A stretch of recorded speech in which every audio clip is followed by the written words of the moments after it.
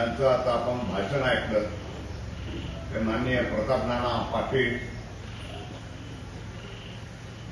मगाशी आपल्यामध्ये भाषण करून दुसऱ्या कामाला गेले ते माननीय पृथ्वीराज बाबा देशमुख, डॉक्टर विशाल माने याने कार्यक्रमाच्या भाषणाची कंस वळवून काढली, पाक दान सुद्धा शिल्लक ठेवलं नाही आणि मगाच्या तर 2-3 वर्षांनी उरलेली तर पिशा सुद्धा फोडून टाकली आणि आता मला भाषण मारा काय बोलू. तसंच माननीय सरेराव नलवडे अण्णा, माननीय रामानंद पाटीलजी, माननीय सौ पुष्पावती निठारी, माननीय प्रदीप कदम, माननीय अरविंदराव मदने, उपस्थित सर्व मान्यवर बंधू आणि भगिनींनो, बाकीच्यांची नावं घ्यायला पाहिजे होते कोण का नाही, परंतु वेळ थोडी आणि सोंग जास्त असं झालं. मी या ठिकाणी सगळ्यांची भाषणं ऐकली. सगळ्यांनी मोदीजींना जो कार्यकाल मिळाला त्याच्याबद्दल आनंद व्यक्त केला, अभिनंदन त्यांचं केलं.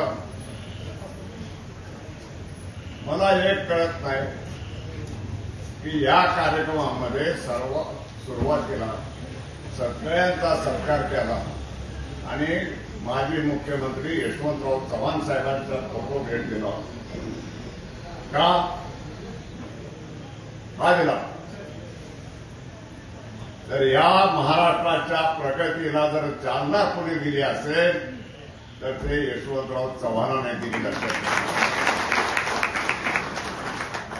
ते मुख्यमंत्री झाले आणि प्रमुख कार्यकर्त्यांची बैठक महाबळेश्वरला घेतली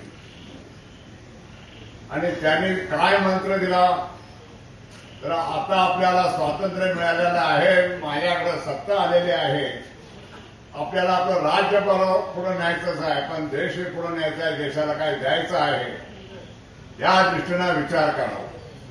काय विचार करावा, तर कृषी प्रधान उद्योगधंदे उभा करा. कार्यकर्त्यांना सांगितलं की सहकाराचं जाळं जे दिसतंय आता ना ते त्यांच्या कार्यकर्त्यांसोबत झालं. कृषी प्रधान उद्योग निर्माण करा, सहकारातून समृद्धी. हे उद्योग कशातनं करायचं, भांडवल कुठनं आणायचं, सहकाराच्या माध्यमातून आणि ग्रामीण तरुणाला सत्तेत सामील करून द्या. हे 3 विचार त्यांनी सांगितले आणि म्हणून आज महाराष्ट्र जो प्रगत दिसतोय, महाराष्ट्र जो प्रगत दिसतोय त्याचा पाया घातला यशवंतरावांनी, म्हणून त्यांना सुद्धा मी अभिवादन करतो.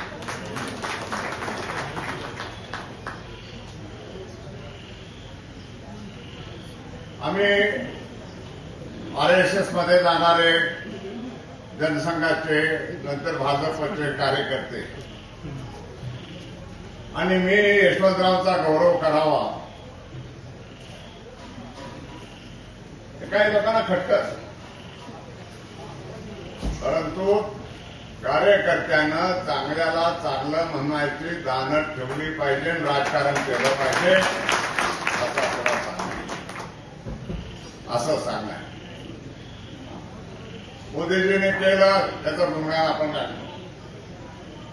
खूप मुद्दे राहिले, कारण विशाल मानेने काय त्या कंसात शिल्लकच राखलं नाही, बिंदून टाकलं आणि बाकीच्याने पिशाची करून टाकलं. तेव्हा अशा अवस्थेमध्ये मी काय बोलावं हे माझ्या पुढे प्रश्न आहे. परंतु अनेक गोष्टी राहून गेल्या. मोदीजीने पहिलं काम काय केलं, पहिलं काम जर आता काय केलं असेल अलीकडच्या काळात, तर सहलीला लोक गेले म्हणून काही पाकिस्तानच्या काही भागामध्ये फिरायला गेले असतील त्यांचे पुरुषांचे मुर्दे पाडले आणि बायकांच्यावर बलात्कार केले. त्या सगळ्यांची वाट लावायचं काम मोदींनी केलं. त्या सगळ्यांची वाट लावायचं काम मोदींनी केलं. कोण टाळ्या वाजवत करत? दुःखाची बाब आहे. टाळी कशी वाजवायची? ही दुःखाची बाब नाही. मोदींनी धडा शिकवला म्हणून आता ते टाळ्यावर आले सगळे. आता पर्यटक गेले तर त्यांच्यावर बलात्कार होत नाही, त्यांच्या बायकांच्यावर बलात्कार होत नाही. आणि म्हणून अशा तऱ्हेनं देश पुढे जाण्यासाठी म्हणून जे जे करायला पाहिजे ते मोदींनी केलं. आज बघतोय आपण कुठल्याही गावाच्या खेड्याला जावा तुम्हाला डांबरी चकचकीत रस्ता झालेला दिसतो. ते होतं का आजपर्यंत सगळ्या स्वातंत्र्याच्या काळात? का नाही कुणाच्या डोळे उघडले? खेडं समृद्ध झालं पाहिजे. भारत हा खेड्यात वसला आहे. खेड्यात माणसाला स्वाभिमानाचं जीवन जगता आलं पाहिजे. तो इतरांच्या पुढं बरोबर चालला पाहिजे. हा दृष्टिकोन ठेवून राज्य चालवलं असेल भारताचं तर ते मोदींनी चालवलं.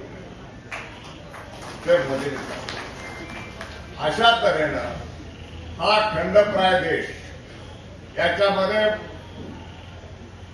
पुष्कळ प्रयासानं पुष्कळ कालावधी गेल्यानंतर सत्ता हातामध्ये मिळाली. झालेल्या चुका उघडत न बसता त्याच्यावर पांघरून टाकून नवीन कार्यक्रम लोकांना देऊन हा भारत कसा पुढे न्यायचा आहे हे जर कोणाकडनं शिकावं तर त्या मोदींच्या प्रत्येक कृतीतून शिकावं असं आपल्याला सांगणं असं सांगणं. तेव्हा अशा तऱ्हेनं हे मोदींचं राज्य आहे. देशाचं राज्य कारभार चाललाय.